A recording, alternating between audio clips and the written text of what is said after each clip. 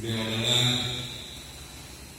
manusia yang sama dengan kita, tapi derajatnya dia adalah manusia pilihan sebagai nabi, sebagai rasul, membawa hidayah, kemuliaan, rahmat atas izin Allah. Beliau menunjuk untuk memimpin umatnya. Semoga kita punya etika, punya akhlak dalam menjalani roda kehidupan, baik beribadah maupun mencari nafkah. Terlalu besar tidak ya? Terlalu besar tidak?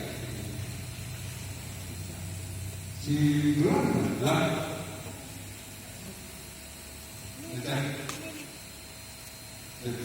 Siap.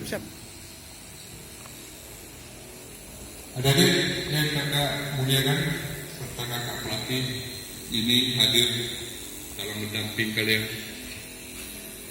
Jangan tidak tahu